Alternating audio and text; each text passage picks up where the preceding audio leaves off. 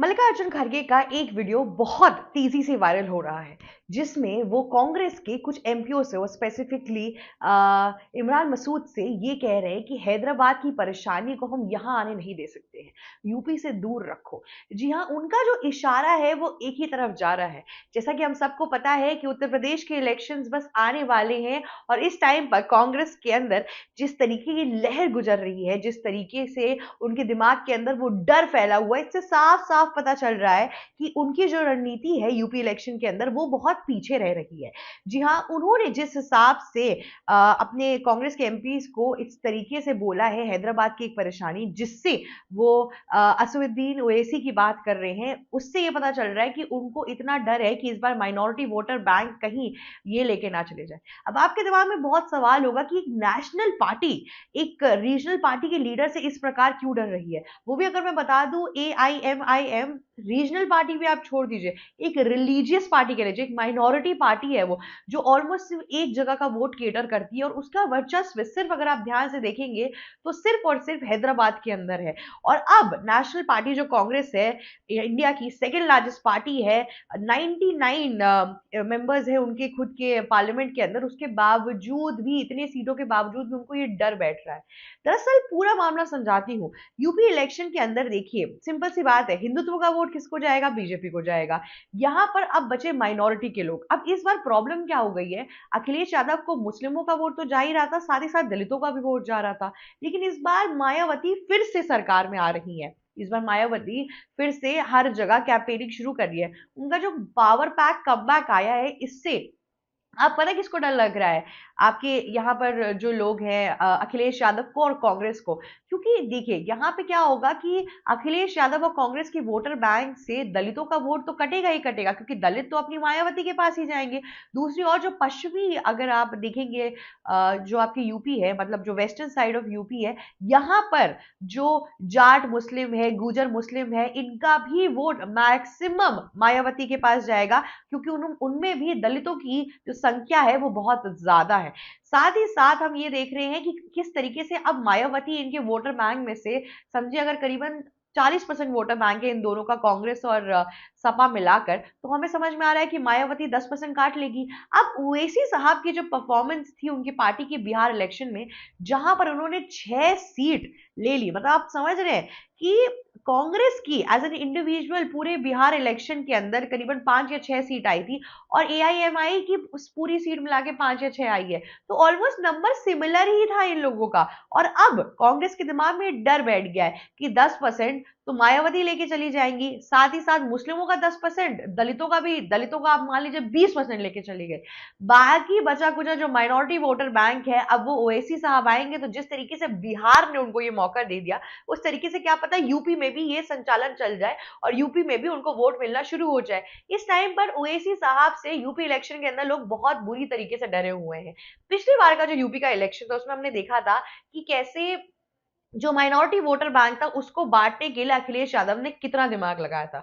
अखिलेश यादव को ये चीज समझ में आ गई थी कि मुस्लिम का जो बायसनेस है वो कांग्रेस की तरफ भी जा सकता है, क्योंकि कांग्रेस नेशनल पार्टी है। और प्रियंका गांधी उस टाइम पे नया मैनिफेस्टो लेकर आई थी, जहां पर वे बात कर रही थी कि कैसे बेटी बचाओ बेटी पढ़ाओ के बारे में। बेसिकली उनका विमेन ओरिएंटेड था, जहां पे लड़कियों को स्कूटी मिल रही थी, अलग अलग तरीकों की फैसिलिटी दी जा रही थी। उन्होंने अपनी कैंपेनिंग में काफी अच्छा परफॉर्म किया था, जिसका बहुत हद तक मैं बताऊं, अगर मेजोरिटी में जो वोटर बैंक आ रहा था वो आपके इनके पास आ रहा था, क्या कहते हैं, कांग्रेस के पास। तब अब वो फिर क्या हुआ कि अखिलेश यादव डर गए कि हिंदुत्व का वोट जाएगा कहां पर, आपके बीजेपी की तरफ। यादवों का वोट उनको मिल रहा है और मुसलमानों का वोट मिल रहा है, पर वो इनफ नहीं है। अब मुसलमानों में से भी अगर लड़कियों की संख्या हट गई और अगर मुसलमान भी प्रियंका गांधी की तरफ शामिल होने लगे, तो फिर दिक्कत आने लगेगी। इसलिए उन लोगों ने क्या कर लिया, साथ में मिल बांट कर टाई कर लिया। अब जब उन्होंने टाई अप किया तो पहली बार अखिलेश यादव ने फिर अपने अलायंस में कांग्रेस पार्टी को रख लिया था, तब उनकी सीट इतनी ढेर सारी आ गई थी, मतलब अच्छा खासा उन्होंने ऑपोजिशन का नंबर बनाया था यूपी इलेक्शन के अंदर, जिसके बाद से मतलब उनका वर्चस्व काफी ऊपर हुआ था। और सिमिलर तरीके का पैटर्न वो इस बार भी यूपी इलेक्शन में देखना चाहते हैं। पर प्रॉब्लम क्या हो रही है कि इस बार यूपी इलेक्शन में अगर आप देखेंगे तो राहुल गांधी अपना चेहरा सामने लेकर आ रहे हैं। मेन कैंपेनिंग हेड में राहुल गांधी आ रहे हैं। अब देखिए अखिलेश यादव को कहीं ना कहीं ये टेंशन एक्सपेक्टेशन तो है ही इस बात की कि राहुल गांधी अगर कैंपेनिंग हेड तक की तरह आए, तो जैसे बिहार इलेक्शन में कुछ भी सफलताएं नहीं मिल पाई थी, ना ही आरजेडी को मिल पाई थी, ना ही कांग्रेस को मिल पाई थी, वैसे ही सपा को भी यहाँ पे मिलते हुए नहीं दिख रही है। और तो और जो सपा की इंडिविजुअल सीट्स हैं उसमें से भी कांग्रेस लेकर चली जाएगी। और इन दोनों को उससे भी ज्यादा डर इस टाइम पे ओवैसी से लग रहा है, क्योंकि ओवैसी ने पिछली बार जो बिहार इलेक्शन में किया था, सिमिलर तरीके से वो अपना ग्राफ यूपी इलेक्शन में भी लेकर आएंगे। समझ लीजिए जब लोकसभा की इलेक्शन आएगी तो उसमें सबसे बड़ा जो रोल दो स्टेट्स खेलते हैं वो हमेशा आपका यूपी और बिहार होता है, क्योंकि ये इंडिया का सबसे ज्यादा पॉपुलस स्टेट है और यहाँ पे राजनीतिक चीजों में डिपेंड करता है कि किस तरीके से किसकी सरकार सेंटर में आएगी। तो कांग्रेस के लिए ये बहुत महत्वपूर्ण है।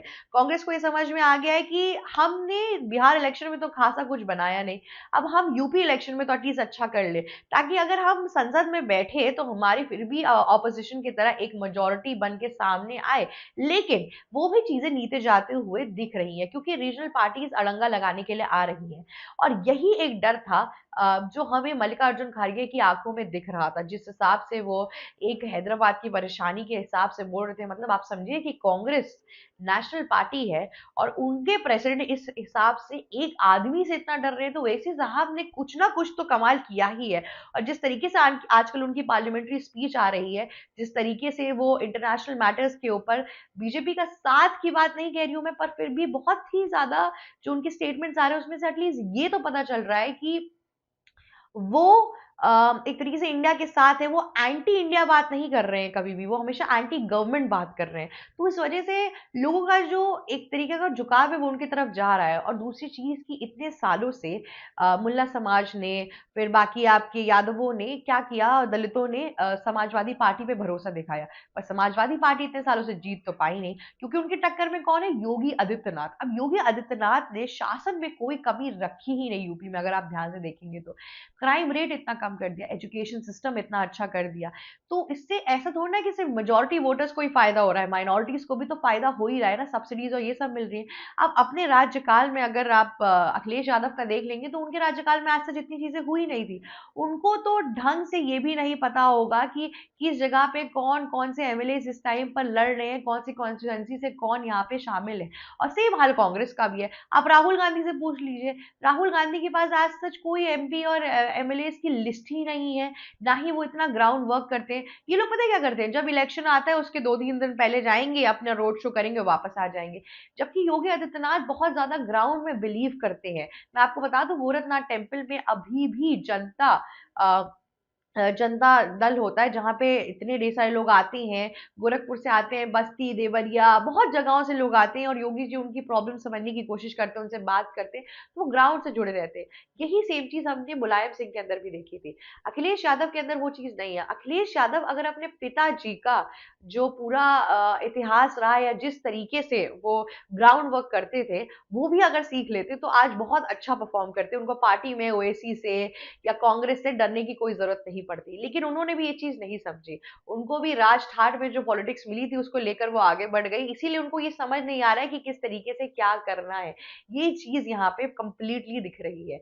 अब कांग्रेस पार्टी का जो नींव है इस बार का, अगर इस बार भी प्रियंका गांधी नहीं आई और सिर्फ राहुल गांधी पर उन्होंने मैनिफेस्ट किया, या फिर उनपे सिर्फ उधर ही उस हिसाब से खेले, तो इस बार भी मुश्किल ही है यूपी इलेक्शन में जीतना। क्योंकि आप देख रहे हैं कि योगी आदित्यनाथ की जो पॉपुलैरिटी और जो चीजें वो बढ़ती ही जा रही हैं, दूसरी जगह पे इस बार मायावती भी आ गई हैं। तो मेजोरिटी वोटर बैंक में तो लोग बीजेपी की तरफ जा रहे हैं, लेकिन माइनॉरिटी के हिस्सेदार बहुत ज्यादा आ चुके हैं।